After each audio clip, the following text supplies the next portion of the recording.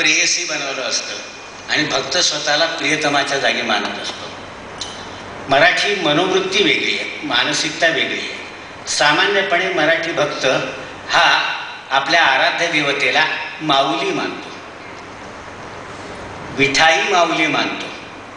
गुलाबराम या ज्ञानेश्वरांना सुद्धा आपण माऊली मानतो. नामदेवाने तर माता आणि पिता ही दोन्ही स्थानं पांडुरंगाला अर्पण केली होती. पण अशा काही रचना आहेत की ज्या रचना ज्ञानेश्वरांपासून परिचित आहेत, विराण्या या नावाने. आणि त्या रचनांमध्ये पांडुरंगाला त्यांनी प्रियतम मानलेलं आहे आणि आपल्या स्वतःकडे त्यांनी प्रेयसीची भूमिका घेतलेली आहे. असं का करतात भक्त लोक, संत लोक? गुलाबराव महाराज स्त्रीचा वेश करीत असत, चैतन्य महाप्रभू स्त्रीचा वेश करीत असत आणि नाचत असत कृष्णाच्या नावाने. गुलाबराव महाराज तर स्वतःला पूर्णपणे कृष्ण पत्नी म्हणून घेत असत. मगाशी मी पांगरकरांच्या आत्मचरित्राचा उल्लेख केला. ते जेवायला बसले होते सगळे, त्यावेळेला लोक श्लोक म्हणायला लागले. तर पांगरकरांनी महाराजांना विनंती केली, महाराज नाव घ्या. आणि महाराजांनी कृष्णाचं लाजत लाजत नाव घेतलं. इतकी पूर्णपणे त्यांनी स्वीकारलेल्या भूमिकेशी त्यांची एकरूपता होती. ही भूमिका का स्वीकारण्याची पारी हवी? ही भूमिका का स्वीकारण्याची पारी हवी म्हणजे मीरेनी ही स्वीकारली समजण्यासारखं आहे, राधेनी ही स्वीकारली समजण्यासारखं आहे. राधा कृष्णाकरता झालेल्या महत्तम त्यागाचा पहिला नमुना आहे आणि मीरा हा दुसरा नमुना आहे.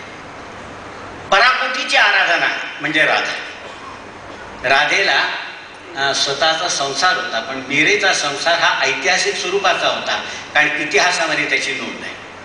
यांनी ही भूमिका घेतली तर समजण्यासारखी आहे. पण चैतन्य महाप्रभूंनी का घ्यावी? गुलाबराव महाराजांनी का घ्यावी? या भूमिके व्यतिरिक्त दुसरी भूमिका घेता नसती आली का? ती घेतली याचं कारण असं आहे की आपल्या आराध्य देवतेशी परिपूर्ण एकरूपता साधण्यासाठी त्या नात्यासारखं दुसरं नातंच अस्तित्वात नाहीये. पिता पुत्राचं नातं आहे, भावा बहिणीचं नातं आहे, भावा भावाचं नातं आहे, माता पुत्राचं नातं आहे. ही सगळी नाती अत्यंत कोमल, अत्यंत भाव विभल करणारी अशा रीतीचे नाते, जवळचे नाते आहेत. फक्त एक नातं असं आहे की ज्याच्यामध्ये आपल्या आवडत्या पुरुषाशी किंवा व्यक्तीशी परिपूर्ण एकरूपता साधता येण्याची शारीरिक पातळीवर सुद्धा सोय आहे. आपण कितीही घट्ट मिठी मारली आवडत्या पुरुषाला आणि कितीही आपण आकांक्षा बाळगली की आपलं अस्तित्व त्याच्या व्यक्तित्वामध्ये पूर्णपणे विसर्जित करून टाकायचं, तरी ते शक्य होत नाही. ती मिठी विलग होते आणि आपण एकमेकांपासून अलग होऊन परस्परांकडे पाहत राहतो. एक पतिपत्नीचं नातं असं आहे की ज्या नात्यामध्ये परस्परांत प्रवेश होतो, एकमेकांच्या शरीरामध्ये प्रवेश होतो आणि त्यातून एका नव्या जगाच्या निर्मितीचा संकल्प सुटत असतो. त्या नात्याची तुलना करण्याकरता त्या नात्याचा ध्यास या सगळ्या भक्तांनी घेतलेला आहे. आणि त्या नात्याबद्दल आक्षेप घेण्याचं काही कारण नाही, जी काही विकृती नाही आहे.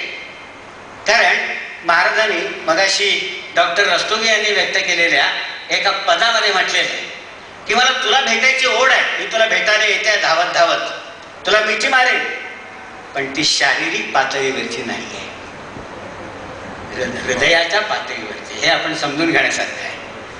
परमेश्वराला भेटायला जायचं कुठे, तो कुठे जाणार कुठे? तो भक्ताच्या हृदयातच ना, हेच तुम्ही सांगितलंय. तो जाऊन जाऊन जाईल कुठे? त्याला एकच स्थान सामावून घेणार भक्ताचा अंतःकरण. या भक्ताच्या अंतःकरणाचाच हा ध्यास आहे की त्याच्याशी आपण एकरूप व्हावं. अंतःकरणाच्या पातळीवर आहे. जाता आता तुमची परवानगी असेल तर एका अजून विवाद्य मुद्द्याचा मी आपल्या समोर उल्लेख करतो.